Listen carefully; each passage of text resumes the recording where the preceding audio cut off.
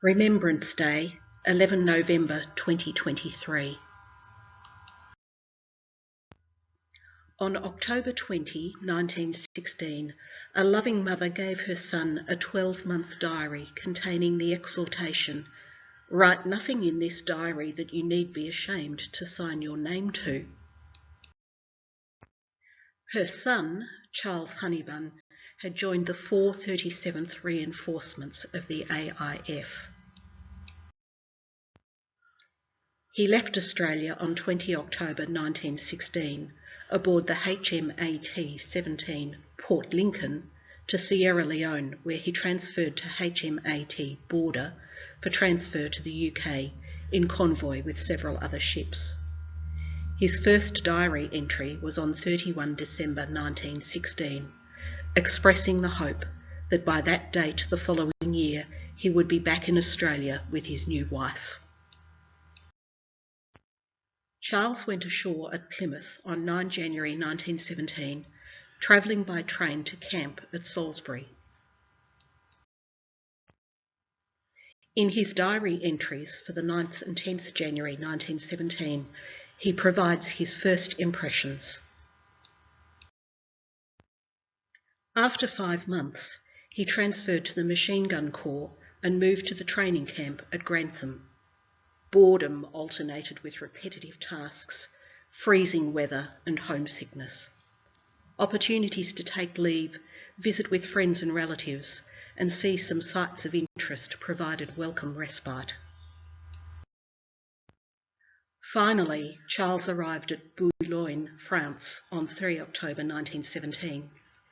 He joined the 2nd Machine Gun Company on 11th October, the day before the battle for Passchendaele. Freezing weather, poor food, heavy packs to carry, the continual firing of heavy guns was only partially relieved by the small pleasures of playing cards with mates at night, receiving letters from home, playing football, the occasional visits by eminent leaders, such as General Birdwood, awarding medals. The reality of exposure to constant shelling, gas attacks, burying dead comrades took its toll.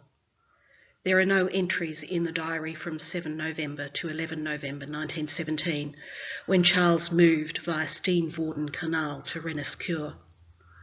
On 27 November 1917, Charles records having lost his diary, unable to make any entries until 10 December 1917, when at Devra.